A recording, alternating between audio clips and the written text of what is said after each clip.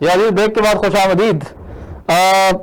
यासीन सुल्तान साहब, लद्दाख के साथ अगर हम देखें तो गिलगित बल्तिस्तान का एरिया जो है वो काफी करीब पड़ता है और सी पैक रोड भी जो है गिलगित बल्तिस्तान से वो गुजरना है। तो सर इस लड़ाई के इम्पैक्ट्स जो है सी पैक रूट पर क्या हो सकते हैं? जी, इसका डायरेक्ट इम्पैक्ट होगा क्योंकि जैसा आपने कहा है, खुद ही आपने अपने सवाल में चीज हाईलाइट की है कि जो गिलगित बल्तिस्तान है जहां से हमारा सीपेक का रूट गुजरेगा, उसके वेरी नेक्स्ट आपके कारगिल हाइट्स आती हैं और उसके बाद तकरीबन लद्दाख का इलाका शुरू हो जाता है जी। तो इसका डायरेक्ट इम्पैक्ट होगा ये जो सीपेक रूट की जो सिक्योरिटी है, सेफ्टी है। अगर यहाँ पे इंडियन फोर्सेज कोई इलाका ज्यादा क्लेम या उसको पता कर लेती हैं तो in the coming years they would try their level best कि इसको डिस्टेबलाइज करें थ्रू सपोर्टाज, थ्रू टेररिस्ट एक्टिविटीज। तो इसका बड़ा डायरेक्ट इम्पैक्ट होगा इससे। और आपको पता है कि जो सीपेक का प्रोजेक्ट है, this is the life line for Pakistan for the coming years जी। ये एक बड़ी फेमस थिंग है चाइनीज की, if you want to do development start making road and bridges, क्योंकि किसी भी इलाके में जो तरक्की आनी है वो इसके थ्रू आनी है। और पाकिस्तान अगर आप सीपेक को अनफॉर्चुनेटली हमारे मुल्क में सीपेक को भी सही तरह डिस्क्राइब नहीं किया गया जी। ये जो चाइना का one road one belt initiative है, जो कि चाइना से यूरोप तक हाईवेज बनेंगी, जो ट्रेन फास्ट ट्रेन ट्रैक्स डाले जाएंगे, उसमें जो सबसे इम्पोर्टेंट आर्टरी है वो पाकिस्तान है थ्रू अरेबियन सी। ये बड़ा एक शॉर्टेस्ट रूट है टुवर्ड सेंट्रल एशियन रिपब्लिक। अच्छा। तो जो सीपेक या one belt one road initiative की जो सक्सेस है वो पाकिस्तान पे डिपेंडेंट है और अल्टीमेटली चाइना, इंडिया, ईरान भी इसका हिस्सा बनेंगे। इन्हें बनना पड़ेगा because they don't have any other option. तो इसीलिए इंडिया नहीं चाहता कि सी पैक कामयाबी तक जो है कंप्लीशन तक अपनी जाए।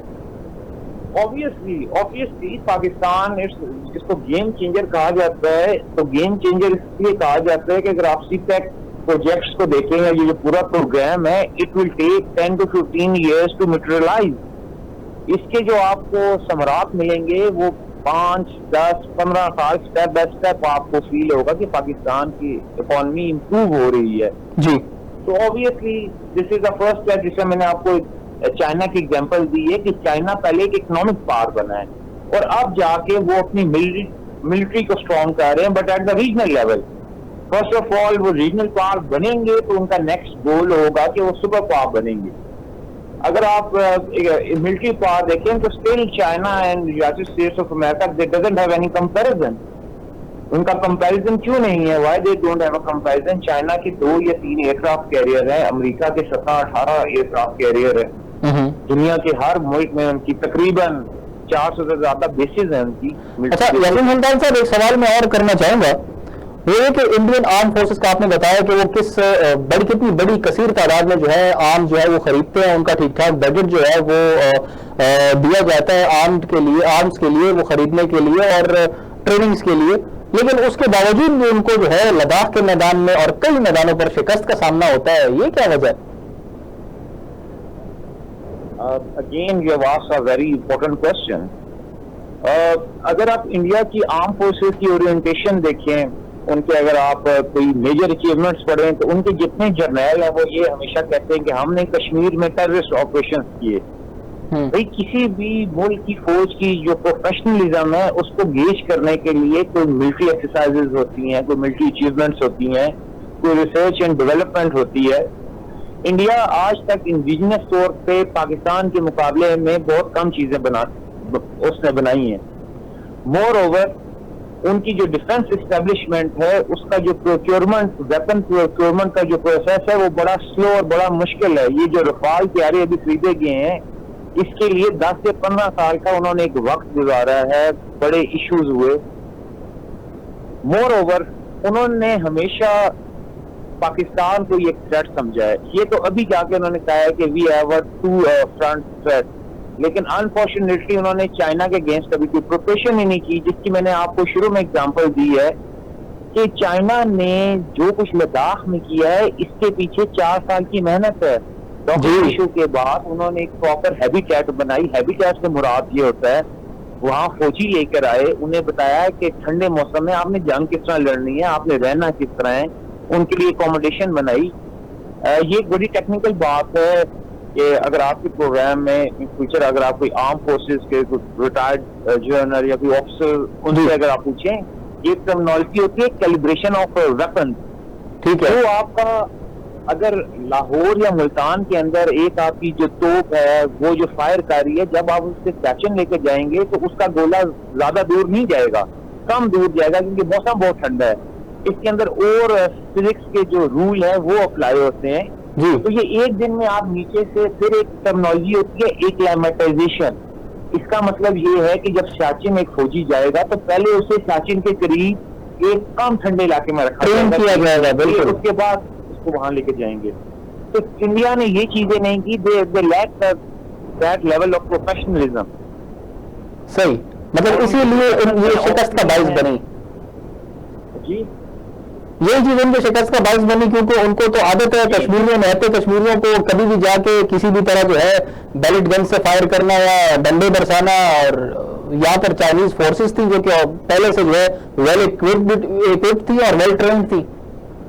जी बिल्कुल, उन्होंने 4 साल की तैयारी की है, 2 डिवीजन फौज वहां पे ये चाइनीज लेके गए, उन्होंने इसके ऊपर बड़ी मेहनत की जी। उसके बाद उन्होंने फिर ये पूरी प्लानिंग की। उसके बाद जो कुछ लद्दाख में हुआ वो आपके सामने है। अच्छा ये बताइएगा कि वहां पे एंटी एयरक्राफ्ट सिस्टम भी लेकर आए हैं, ताकि इंडिया अगर कोई हवाई जहाज लेकर आता है, अगर वो उसके थ्रू कुछ करता है तो वो उसको न्यूट्रलाइज कर ले। तो चाइनीज, आप सिर्फ ये देखें कि इंडिया और चाइना जो है, अभी इंडिया में एक आजकल एक बड़ा एक कॉन्सेप्ट होता है कि जी banning of the Chinese product, China की जो प्रोडक्ट्स है उन्हें बैन किया जाए जी। इंडिया का जो कम्युनिकेशन नेटवर्क है वो सारा जो नेटवर्क है वो चाइनीज कंपनीज के ऊपर डिपेंडेंट है, यानी उनकी कम्युनिकेशन भी सिक्योर नहीं है।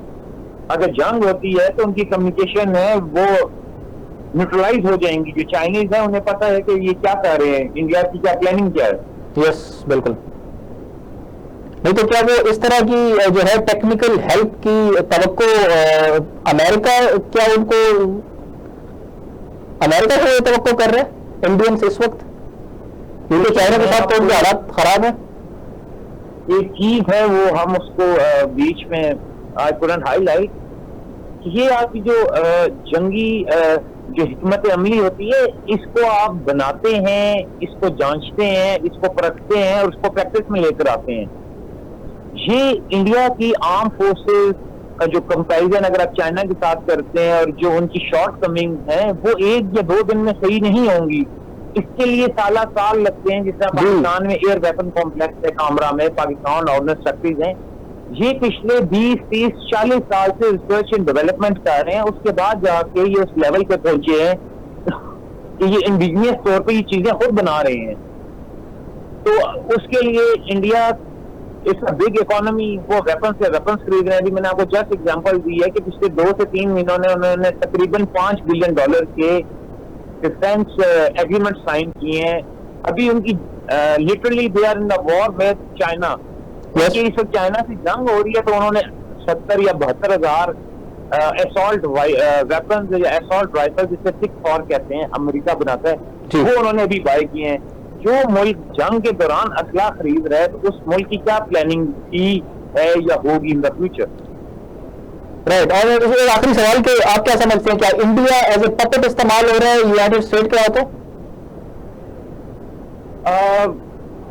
इसमें आप इंडिया को एग्जैक्टली पपेट तो नहीं कह सकते, उनकी भी अपनी पॉलिसीज हैं। The way they have manipulated the things against Pakistan in Balochistan, in KPK, उन्होंने जो पाकिस्तान के साथ किया है या जो कर रहे हैं, तो ऑब्वियसली वो पॉलिसीज वो भी बड़ी सोच समझ के बनाते हैं। लेकिन yes, the American they are using India as a puppet against China.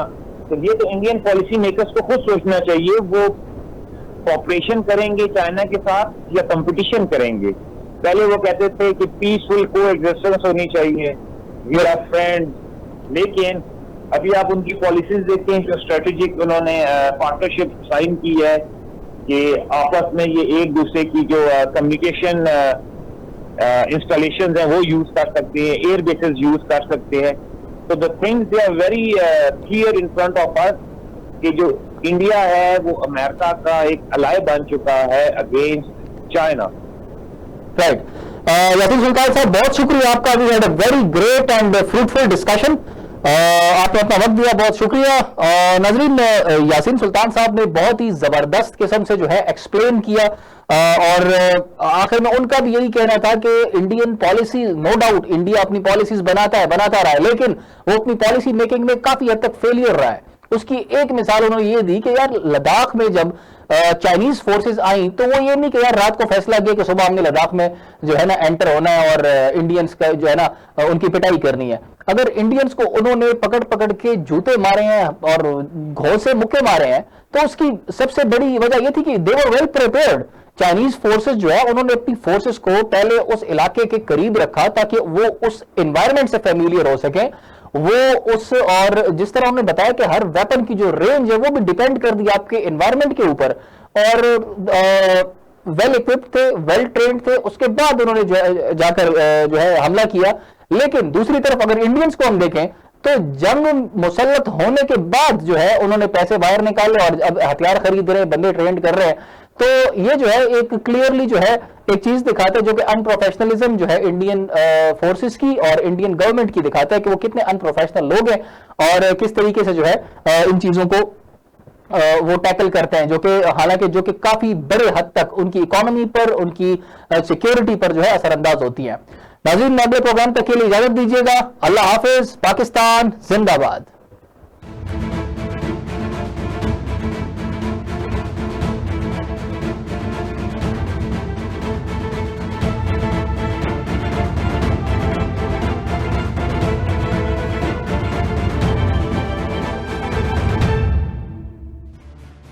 खबर क्या है?